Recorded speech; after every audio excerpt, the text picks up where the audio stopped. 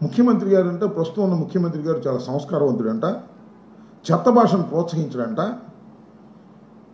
వ్యక్తుల్ని గౌరవిస్తాడంట, అసెంబ్లీకి రావాలంట.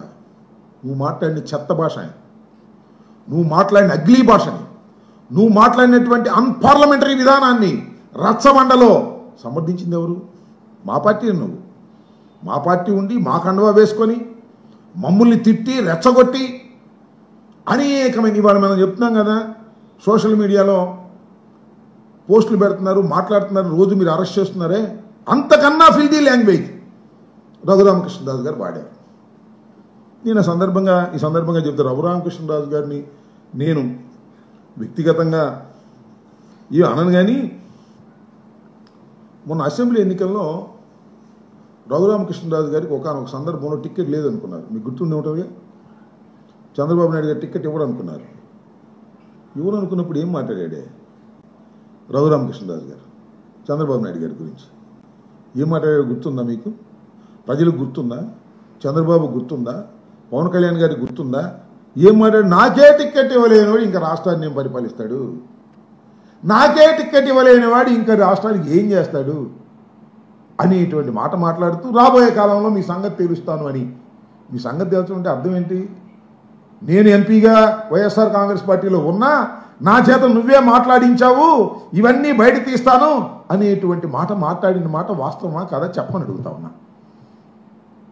సరే, ఆయన సూర్యుడు, వీరుడు, పరాక్రమంతుడు, బాహుబలి అని పొగుడుకోండి, మాకేం అభ్యంతరం లేదు.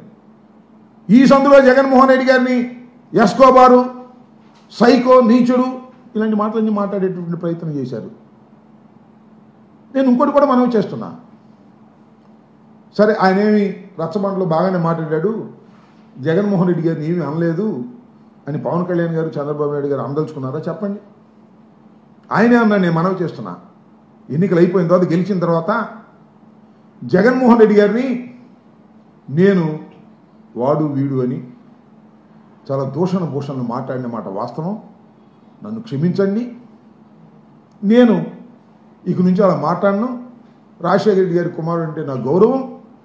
జగన్మోహన్ రెడ్డి గారు నాకన్నా వయసులో చిన్నవాడైనా ముఖ్యమంత్రిగా చేశాడు, నేను పొరపాటు అయిపోయింది ఆయనే చెప్పాడు.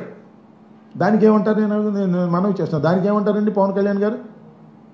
ఇవాళ జగన్మోహన్ రెడ్డి గారిని దూషించాను, నాది తప్పేను అని ఒప్పుకున్నటువంటి ఆ పెద్ద మనిషిని ఇవాళ మళ్ళా ఆ పెద్ద మనిషిని అక్కడ కూర్చోబెట్టారు. మాకేం అభ్యంతరం లేదు, మీకు మెజారిటీ ఉంది, కూర్చోబెడుతున్నారు. ఏం మాట్లాడతారు మీరు? జగన్మోహన్ రెడ్డి గారి గురించి మాట్లాడతారా? జగన్మోహన్ రెడ్డి గారు ఎస్కోబారా? నేను మనవి చేస్తున్నాను చంద్రబాబు నాయుడు గారు, మీ అంత ఎస్కోబార్ నేను మనవి చేస్తున్నా. 100 ఎస్కోబార్లు, 1000 మంది చీటర్లు, 1000 మంది, 1,00,000 మంది దౌర్భాగ్యులు, ఈ ప్రపంచంలో ఉన్నటువంటి దోపిడీ దొంగలు అందరినీ కలిపి రుబ్బి పొడుకోబెడితే, బొమ్మ వేస్తే సాక్షాత్తు చంద్రబాబు నాయుడు గారు వస్తారు. ప్రజల్ని మోసం చేసినటువంటి వ్యక్తి చంద్రబాబు నాయుడు గారు. పదవి కోసం ఏ గడ్డైనా కరిచేటటువంటి మనస్తత్వం కలిగినటువంటి వ్యక్తి నారా చంద్రబాబు నాయుడు గారు.